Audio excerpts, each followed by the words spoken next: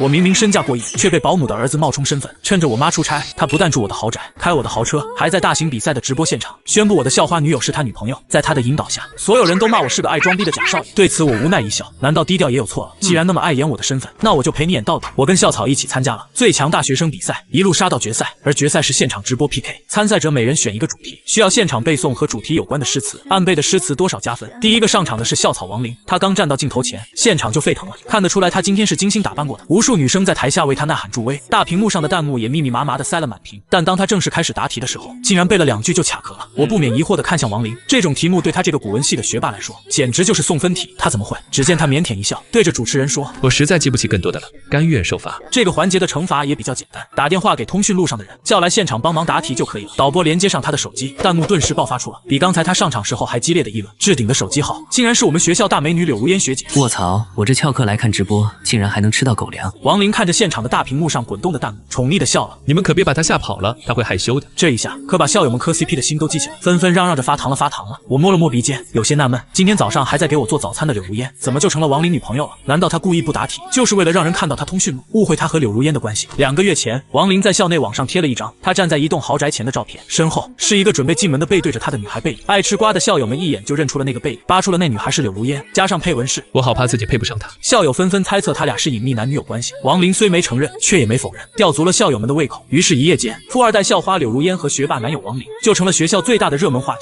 可这栋房子是我家，那天是他过生日，宴请了一些同学来参加宴会，仅此而已。现在看来，王琳怕是早有预谋，但是我也不在意，我就安静的看着，想着接下来到我了会是什么题目。但我没想到，王琳的女友粉们敌意却很重。旁边那个摸鼻子的是江晨吧？那眼神看着就不是好人。你们看，他竟然提了一桶凉茶，穿着短裤拖鞋就上台了。我有些无语，我在学校确实是个低调的小透明，只是我不喜欢过分的炫耀，穿着舒服就可以了，没必要弄得浑身名牌。哪怕我不参加比赛，单纯我妈公司的分红，每个月也有上百万。不过今天这个场面，王琳似乎准备跟我过不去。我微微一笑，决定静观其变，毕竟假的真不了，真的也不会永远被误会。现场导演提醒主持人可以打电话了。王琳同学，你看校友们都很期待，现在就打过去，不会影响柳学姐学习吧？主持人说完，小心翼翼地看向王琳，她腼腆地笑了下，可能会，但是我找她的话，她会接电话的。弹幕又霸屏了。哇，这碗狗粮我先干了，太甜了。主持人听他这么说，感觉今天能挖出大爆料一样的兴奋。听说柳学姐已经加入家族公司了，她肯定很忙，今天能赶过来吗？王琳聊了一下她标志性的额发，应该会。她最近都在家里学习钢琴，为下个月的校庆表演做准备。这个导演挺是懂流量密码的，他突然让主持人把话筒对着我，让我也说2句。江晨同学，如果一会儿你也答不上来题，你会把电话打给谁？之前有人看到你和一位中年妇女共同进出高端小区的照片，传言说那是你干妈住的地方，你会打给她吗？看来是打算踩一捧一了。我冷笑一声，那是我亲妈的家，整个小区都是我妈投资开发建造的，我妈住那怎么了？我就偶尔会回去陪她过个周末，这都能被瞎传。看来学业还是不太重，嫌功夫太多。不打算再忍了，我直接对了主持人，我在哪住是我的自由，而且我加重语气，那是我亲妈，请不要传谣。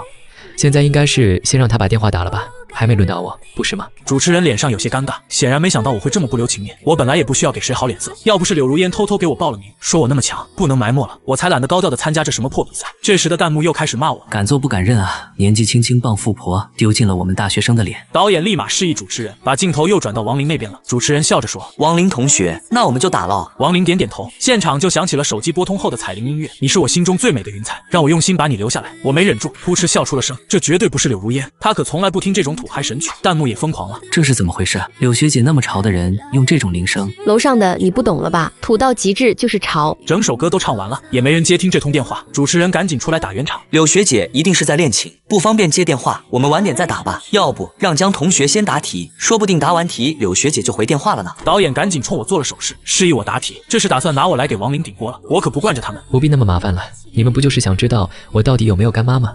那我也不答题了，也直接打电话吧。主持人没想到我这么干脆，幸灾乐祸地看向我。江同学，你做好准备了吗？我打开手机通讯录，点了一个号码，在屏幕上放大。校友们又开始发挥他们无尽的想象力。这备注惹不起，难道真的是干妈？所以惹不起。我面无表情地看了一眼大屏幕，直接按了拨打键。歌词还没唱完第一句，柳如烟就接了电话。你不是在 PK 吗？怎么还有空给我打电话？我耸耸肩，一副无所谓的表情。他们说你是我的干妈，我觉得有必要通知你一下，来不来现场你决定。柳如烟没控制住，哈哈大笑了起来。这么好玩吗？那我要来，等我啊，10分钟。电话挂断后，主持人明显表情有些变化。江同学，我怎么听这个声音有点像柳学姐？你和她……我正要回话，弹幕上突然出现一大堆王林的脑残女友粉来骂我。什么柳学姐？柳如烟大美女是我们王学长的女朋友，怎么可能听江晨的话？主持人也借机来为难我。江同学，我们 PK 的规则是不能作弊，你要是叫不来人，可以弃权，没必要弄虚作假的。我全程都没说我叫的人是谁，是主持人自己猜的柳如烟，现在又说我作弊，行吧，我今天就不解释了，等着看柳如烟来了，他们怎么收场。等待的过程很漫长，导演示意主持人再去围着王林多问几句。王同学，第一回合输掉了也不要紧，咱们还有第二回合，等下你会打给谁呢？我也挺想知道，在这个校园里能赢了柳如烟的还有谁。就在我好奇心爆棚的时候，王林说出了一个让我差点惊掉下巴的名字。第二回合我就打给我妈张爱英吧。可张爱英明明是我妈，整个乐圈领导层谁不知道？校董张爱英女士只有一个独子，但为人低调，不爱公开露面。尽管张董生意做得很大，见过他儿子的人也是屈指可数。那是因为我小时候被人绑架过一次，从那以后我就学会了藏拙和不冒险，才不外露，做个小透明，才是安安稳稳活下去的保命符。但现在王林也喊他妈，这我就得问问他了。我爸都去世快10年了，他哪又蹦出来个儿子？我正想偷偷给我妈发个微信，主持人却提醒我看弹幕。这是什么王炸剧本啊？开局就是别人一生都达不到的高度啊！难怪这段时间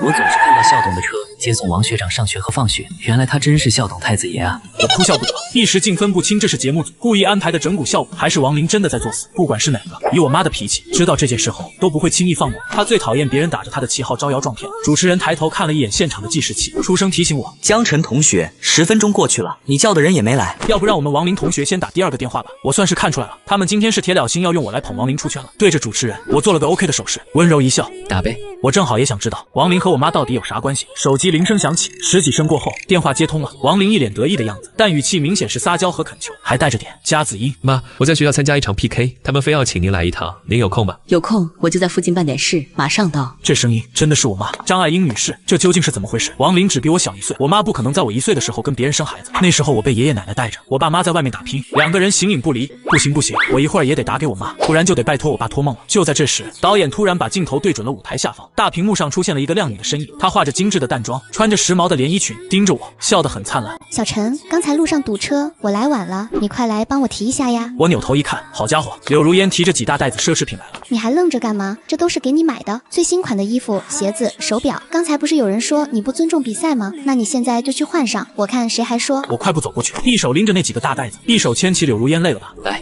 跟我去嘉宾席坐会儿。主持人走了过来，特意往柳如烟身边凑，那一脸的谄媚都能夹死苍蝇。柳学姐，您和江晨同学这是？柳如烟瞥了他一眼，将我们十指相扣的手抬起，对他面前。这还用问？小学生都懂。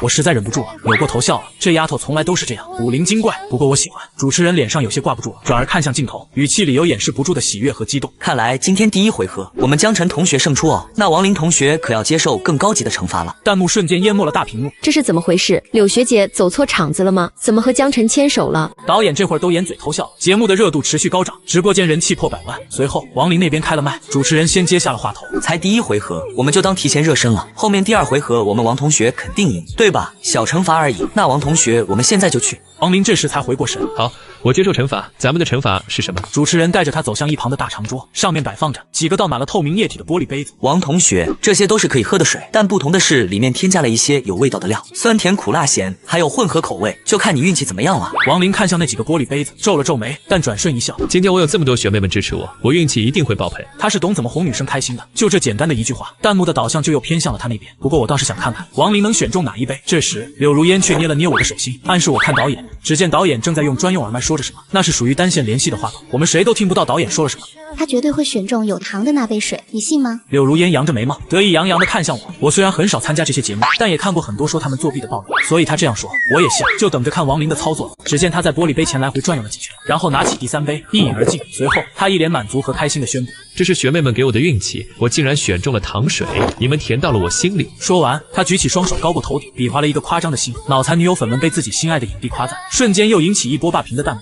我就说我们家王学长运气好，不像某人靠不正当手段赢的也不光彩。我是无所谓这些的，说我几句也不会有什么损失。但是柳如烟就不一样了，她经常说的一句话，欺负我可以，欺负我男友不行。所以她立马起身走向导演，说她有话要说。估计导演是为了节目热度不减退，他也不拦着她，示意她随意。柳如烟直接来到镜头前，从主持人手里抢过话筒，也不管主持人尴尬不尴尬，她开口就喷。我原以为你们这场 PK 是正儿八经选拔人才，所以我求着他来的。你们倒好，让他来这里受侮辱的吗？别的我都可以不计较，但如果你们踩1捧1，以后就别来我们学校选人了。我说到做到。话音落下，他就把话筒扔了抛物线给了主持人，转身就回到我身边了。刚才还一脸愤怒又严厉的柳如烟，一扭头就像邻家小妹妹一样，对着我甜甜的笑，像极了考了高分等待表扬的孩子。好了，这下我小透明是做不了了。我无奈的摸了摸他的头，宠溺的刮了下他的鼻尖。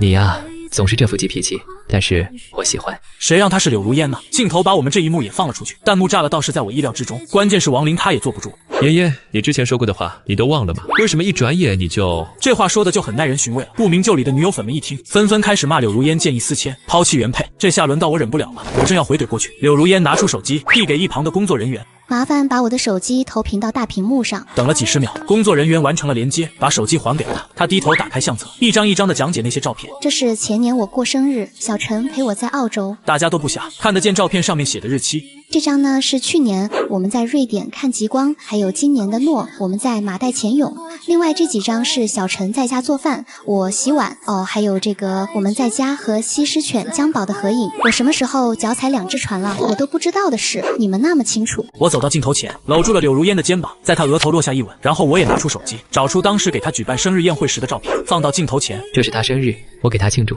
那天邀请了王林，但我没想到你们会误会这么深。现在这个时候，只有我拿出正面回应，才能攻破一切谣言。果然，舆论风向开始变了。你们说为啥王学长要这样污蔑柳学姐呢？仔细看看这个江晨，除了穿衣打扮不太好，长相也不输王林啊。你还别说，他要是换上柳学姐买的衣服鞋子，肯定也帅的一批，男才女貌。不再理会这些，我打算带柳如烟离开现场了。本来我对出风头的事就不太喜欢，但柳如烟不肯走，她一向高调，爱冒尖，何况现在她知道了王林还打电话给我妈了，她就非要留下来查个水落石出。导演眼见事件有点不受控，示意主持人将王林和我带回后台休息一会儿，先让其他3个人先答题。约莫半个小时后，工作人员风风火火的跑来叫我，快上场，校董张女士来了。我和柳如烟刚到台下，还没上场，就听见了现场传来的笑声。这声音，我俩相视一笑，得有好戏看了。主持人见我回来了，蔑视的看了我一眼，又得意的对着台下介绍他旁边的人。各位现场和看直播的同学们，这位就是我们学校的校董张爱英张女士。在这里上学的人都听过张女士做的善事，让我们热烈鼓掌，欢迎张女士的到来。台下掌声雷动，弹幕也是一片吹捧的话语，只有我一个人是毫不在意的神情，仿佛这事与我无关一样。王林假意好心的走到我旁边，就算这场你输了也不丢脸，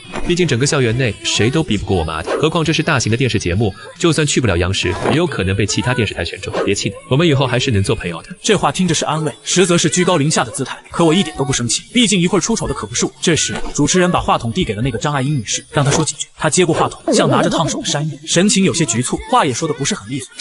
谢谢大家，谢谢大家支持我儿子。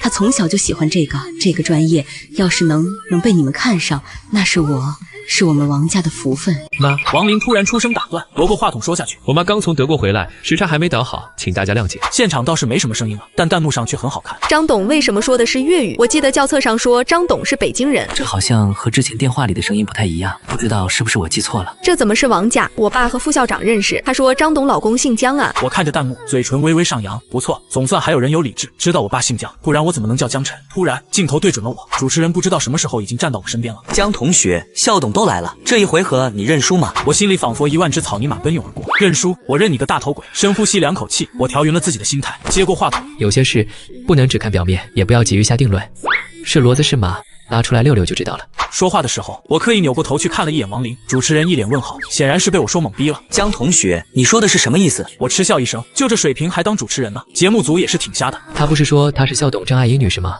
咱们学校校册上有校董的照片，拿来一对比不就知道了？顺便让他把帽子、墨镜、口罩都摘掉吧。这么热的天，你们也不怕把校董捂中暑了？我这样一说，场下顿时一阵骚动，还真有人递上来一本校册，弹幕也有人提出了质疑。这么热的天，我吹空调喝冷饮都觉得要中暑了，怎么张董捂那么严实啊？会不会是德国那边现在还不热，张董刚回来还没来得及换？江晨穿的不咋地，但是说的对啊，35度的天气要你戴帽子、戴口罩，你戴不戴？王林肉眼可见的脸色惨白，身体微微发抖，不自觉的往后挪了几步。所谓的张爱英女士也一直不停的在擦汗，额头上的汗珠像下雨，滴下来都浸湿了胸前的衣服。主持人翻开了校册，把照片拿到张爱英女士身边。张董，您就把帽子、眼镜、口罩摘了吧，也让大家看看您的真容，免得那些不怀好意的人诋毁您和您儿子，让他说的心服口服。真有意思，到现在了，这主持人都没看出问题，真是白读了10几年的书。王林这时冲到主持人身前，拉起张爱英就要走，回头扔下一句：这比赛我弃权，我妈再也不会给你们投资了。就在这时，台下传来一道清冷又犀利的声音：我投不投资还轮不到你做主。全场哗然，大家集体往后看，一身黑色职业装，画着干练利索妆容的女性出现在所有人眼前。导演赶紧把镜头转了过来，主持人也下了台，跑了过去。他认出来了，这人跟他手里教册上的张董长得一模一样。张董，真的是您？我太激动了，我在这里3年了，第一次见到张董。我妈只是礼貌性的对他微笑了下，然后迈步往台上走。这时弹幕呈井喷式爆发，整个屏幕都看不见人脸了。吾辈楷模啊！张董一个女人做大了这么多企业，还办了很多希望小学，她是我偶像。等等，这个是真的张董，台上那个是谁？谁这么大胆敢冒充张董？你们没发现假张董是江晨发现的吗？他是怎么知道的？对，还有王林，他为什么找个假张董啊？难道他不是孝董儿子？妈，嫣嫣，我懒得再解释什么，低调惯了。柳如烟俏皮的冲我眨眨眼，跟着我妈一起上来了。刚才我一个人回到舞台上，她悄悄的从后台溜走，就是去找我妈了。还好赶来的及时，没有错过最精彩的大戏。主持人像伺候老佛爷似的，扶着我妈上了台阶。等她站定后，主持人才开口：“张董，您今天亲自过来，是为了给您儿子撑腰的吗？”他说着，还挑衅的看了我一眼，然后又转头看向王林，暗示他站过去。我去，这主持人是什么脑子？怎么能糊涂到这个地步？是来给我儿子撑腰的。我未来儿媳说有人欺负我儿子，我特意赶来看看。究竟是谁这么大胆，敢在我的学校欺负我儿子？主持人见王林站着不动，伸手一把将他薅了过去。王同学，张董都来给你撑腰了，你这把赢定了。我突然有点怀疑，这个主持人是怎么考上大学的？我妈都说的这么明显了，他竟然还能搞错。见到这场景，柳如烟脾气上来了，把主持人和王林都推开了。什么人也敢往我张姨身边凑？我张姨有洁癖。我扑哧笑了，这丫头从小就这样，见不得蠢人，更见不得歪心思的人。王林被推开后没站稳，倒下的瞬间扯到了假张爱英的胳膊，两个人相继摔倒在地，假张爱英的帽子和眼镜同时跌落。柳如烟回头看了一眼，冷眼看向他。徐阿姨，刚才王林打电话的时候，是你放的我张姨的电话录音，对吧？我张姨心善，收留你和你老公，给他做保姆和司机，你就这样报答他的？不仅偷盗财物，还趁他不在私自用车接送你们儿子王林。更可恶的是，还敢冒充张姨来欺负小陈，到底是谁给你们的胆子？我也是直到今天在台下听见那个笑声，才知道王林找来的张爱英是徐阿姨。她当年生病没人用她，是我妈雇她做了保姆，还让她老公开车，这才勉强维持住了他们一家子的开销和生活。但好巧不巧，王林是他们儿子，可王林没去过我妈那个小区，所以他并不知道我妈就是张爱英。那天柳如烟过生日，他刚好来找我讨论 PK 选拔赛的事，我就邀请他一块参加了生日宴。期间我们也都没说过彼此是男女朋友的事，他就以为我们只是普通朋友，谁知道他竟故意营造出自己是柳如烟男朋友的假象，还敢让他妈冒充我妈来给他自己撑场面。要不是参加这个 PK， 我们还真没发现他这么胆大妄为。被柳如烟这一通吼，徐阿姨吓得直哭，浑身都在哆嗦。我都是我的错，你们不要怪阿林，他还要读书，还要工作，你们要怪就怪我，要抓就抓我吧。我刻意去看了一眼弹幕，这会儿倒是有些意思。刚才指责我的那些人都开始转头说王林了。刚才说支持他的脑残女友粉呢，现在怎么不出来给他洗白了？对呀，他的真爱粉呢？都去哪了？就这种人品也配在我们学校读书？楼上的，刚才可是你说哥哥超甜，你超爱的。但也还是有几个不同的声音出现。你们都没注意到吗？张董说未来儿媳是柳如烟，那他儿子不就是江晨？卧槽，我今天翘课是真翘得直，现场吃了这么多瓜。原来校董太子爷这么低调，你们说拖鞋凉茶会不会马上就成新时尚风向标啊？看来我以后得换一身装备了。我可不想在学校里被认出来，太高调了。我只想安安静静做个小透明。徐阿姨还在哭诉，求我妈饶了王林。我妈回头看了我一眼，那你得问我儿子，他不追究我就无所谓。徐阿姨爬到我脚下，一看我穿的大裤衩，也不能抱我腿了，干脆就坐地上哭。江少爷，你就放过他吧，我们家条件不好，他能熬到现在不容易。我抬眼看了一下王林，他虽然摔倒在地，但脸上还是那副高傲的姿态，仿佛我欠了他几个亿似的。你就看着你妈这样无动于衷，读书读到狗肚子里去了。这句话刺激到了王林，他突然爬起来，愤怒地朝着我狂吼。我怎么样用不着你管？你这种人哪能体会到我们的痛苦？你试过住地下室吗？你试过一天只吃一顿饭吗？你试过冬天都穿着单衣拖鞋吗？你没有，你一直锦衣玉食，你有什么资格说我？再说了，她是我妈，她就算为了我去死都是应该的，不需要你来教训我。我抬手给了他一巴掌，他被扇得一个趔趄，嘴角溢出了血丝。首先，我不是一出生就这样，你说的那些我都经历过，我甚至比你更惨。你好歹能一直和父母在一起，而我从小被养在乡下，直到10岁才进城和我爸妈在一起。跟我爸相聚还不到2年，他就意外去世了。有再多钱又如何？人回不来了。你经历过这种绝望吗？你没有。再说你和你妈的事，她生你养你，但是她并不欠你的，凭什么为你顶罪，为你去死？身为人子，连最基本的孝都做不到，你就不配活着。这一巴掌，我替徐阿姨打的，她舍不得。但我要让你明白，不是所有人都像她那样爱着你、惯着你的。王林显然是被我打懵了，他嘴里还在喃喃自语，只是眼神再也没有了光芒。徐阿姨爬过去抱着他，依然哭得撕心裂肺。我对着镜头说了最后一句话：我本来想放他一马，但他连让自己亲妈去死都说得出口，所以我已经报警了。他做的事就让警察来判断是非对错吧，也让他认清到底自己错在哪。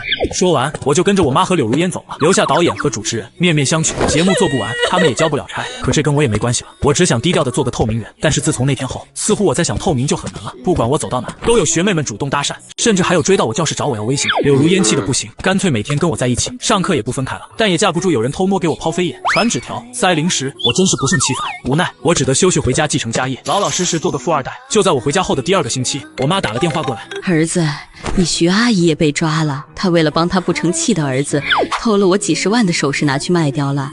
要不是警察追查了，我到现在都不知道。唉，真是知人知面不知心，我以后再也不随便找人了，还是用嫣嫣推荐的阿姨吧。我安慰了她几句，也了解了向王林的结局，就挂了电话。王林被警察带走后，才调查到他做了多离谱的事。为了一夜暴富，他不仅上网赌博，还跟人放高利贷。他从中间抽点，可他爸妈那点工资哪里经得起他这么走？没多久，家底被他掏空，他就把歪脑筋打到我和柳如烟身上。王林以为把自己包装成校董太子爷，就能吸引更多女孩子目光，这样就能骗到更多钱。可他千算万算，没算到真的校董太子爷就在他身边，还这么快就打碎了他的一夜暴富梦。听我妈说，直到被判刑的那天，他都嚷嚷着怪他妈没把他生成富二代。我把这些讲给柳如烟听之后，她跟我一样，都露出了鄙夷的神色。这种人就是自己不努力，还要怪环境不好，真是无耻。你什么时候学会说这种糙话了？看来还是不能太放任你。明天罚你给我做早饭。行，大小姐，明天我做早饭，你洗碗啊。想得美，都是你，不然我就告诉张姨你欺负我。哼！我掰过她的脸，深深的吻了下去，直到她求饶。不，我告状了，明天我洗碗。这才是我的乖宝宝，母啊！在他额头落下一吻后，我将他抱在怀中，一起看海绵宝宝。谁让他是柳如烟，陪他做什么我都愿意。这感觉真好。